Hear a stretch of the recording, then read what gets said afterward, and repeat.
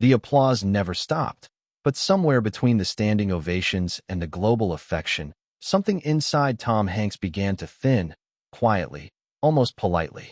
At 66, the man once crowned as America's emotional compass stands alone in a dim, private space no audience has ever been invited into.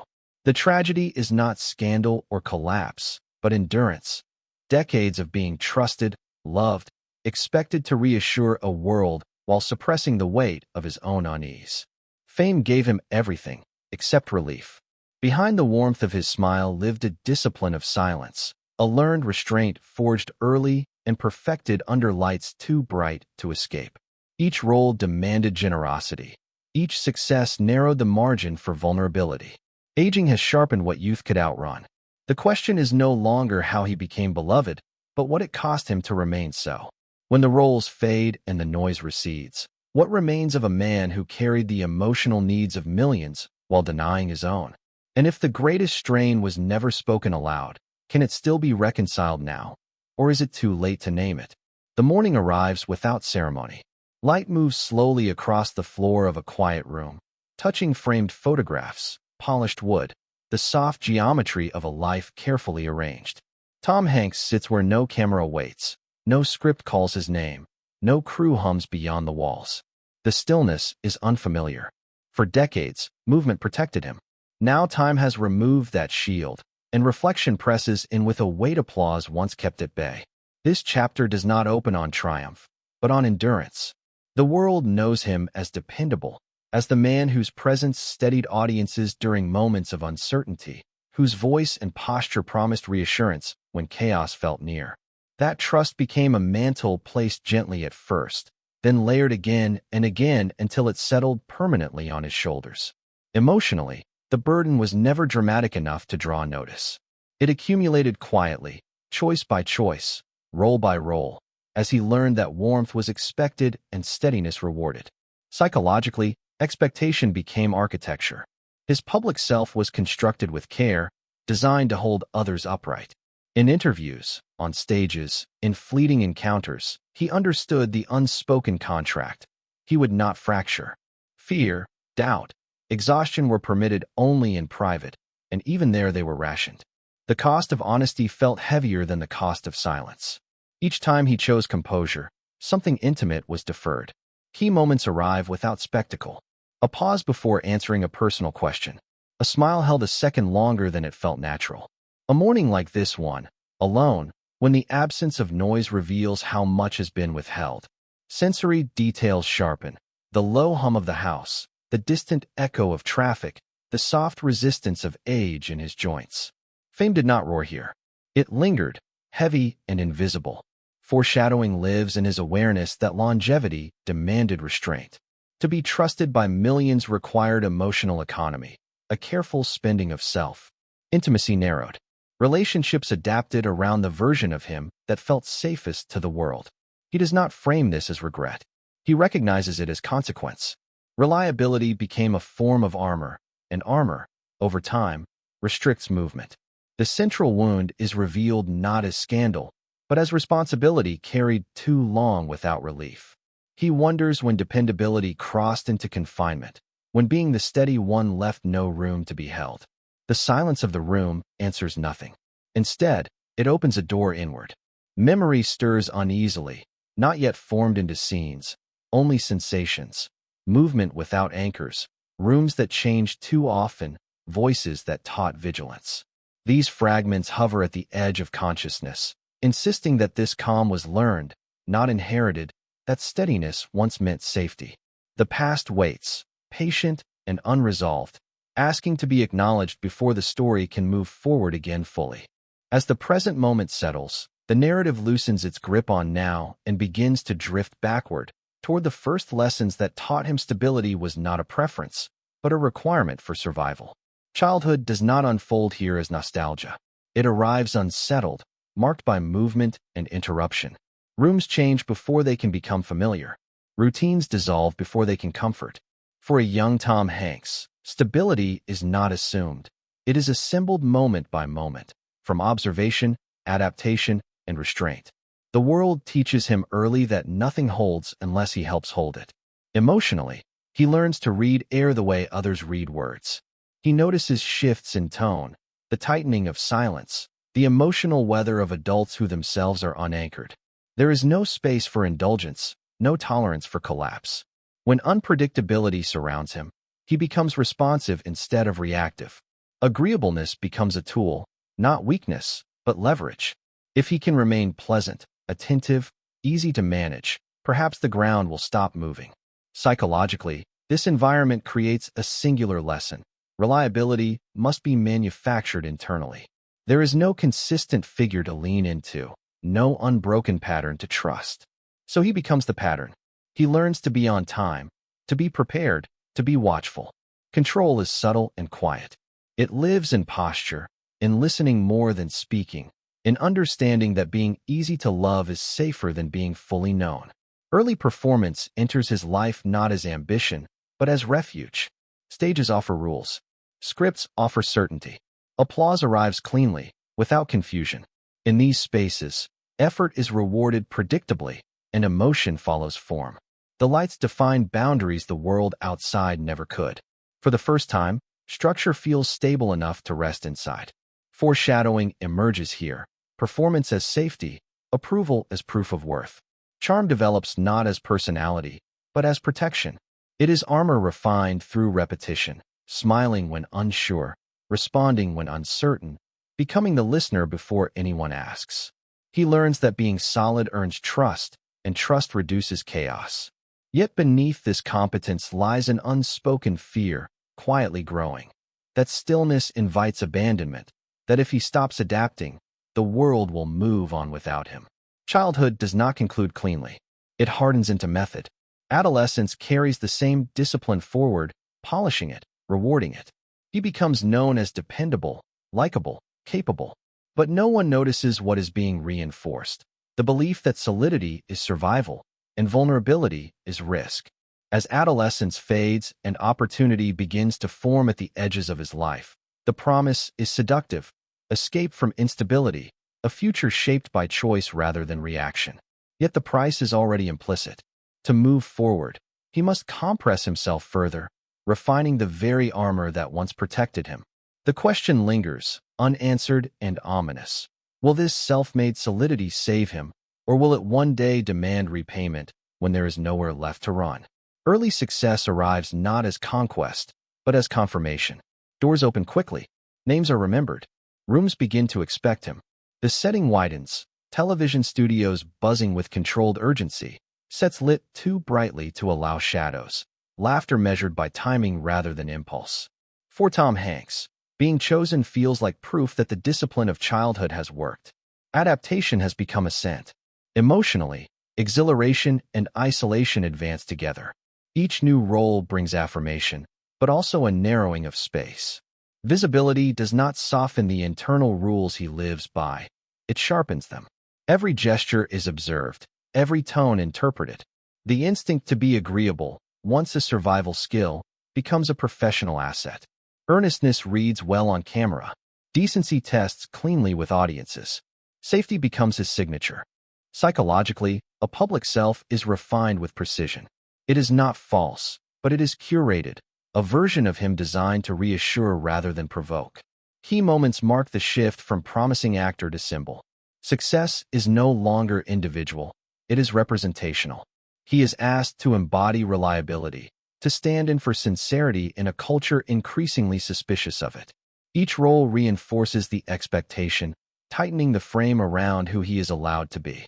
Foreshadowing deepens as emotional range contracts. Risk begins to feel unnecessary, even dangerous. Complexity threatens clarity.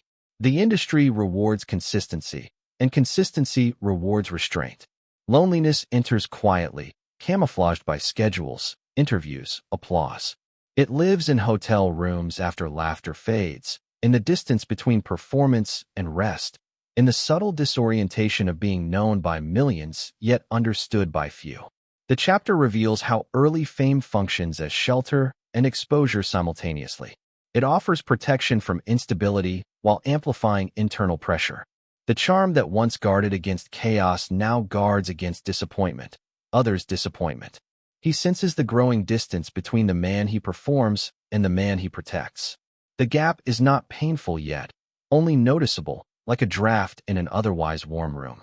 As his image hardens into iconography, tension becomes constant. He is no longer just working, he is maintaining. The audience's trust, once earned, must be preserved. The fear is no longer abandonment, but fracture. What happens if the image cracks? Success continues to rise, but so does the weight of carrying it intact. The chapter closes as stardom reaches a new height, and with it, an unspoken realization settles in. The higher he stands, the less room there is to stumble. Psychological pressure, long managed through discipline, begins to press back with a force that cannot be ignored, signaling that endurance alone may no longer be enough. At the height of his fame, admiration no longer arrives as praise alone. It arrives as expectation. The setting expands beyond studios into something vast and symbolic.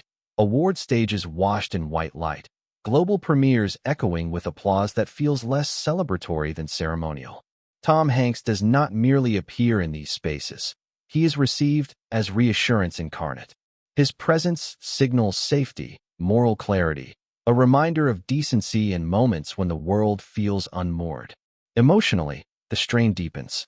Affection has transformed into obligation. Each role now carries weight beyond narrative, beyond craft. He is asked to embody principles, to stand in for courage, integrity, humanity itself. Historical figures pass through him, each demanding gravity, restraint, moral certainty. He delivers, again and again, because delivering is what he has always done. But the cost begins to surface in the quiet margins, where performance ends and silence resumes. Psychologically, compression defines this phase. As responsibility expands, emotional permission narrows. There is less tolerance for ambiguity, less room for contradiction. The public does not seek complexity from him. It seeks guidance. Fear, anger, uncertainty. These are emotions others are allowed to explore. From him, steadiness is required.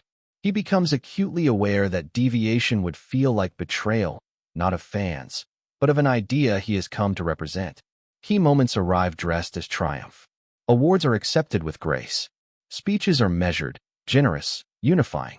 Yet privately, fatigue accumulates in ways applause cannot touch. The body remembers what the image denies. Long days weigh heavier. Recovery takes longer.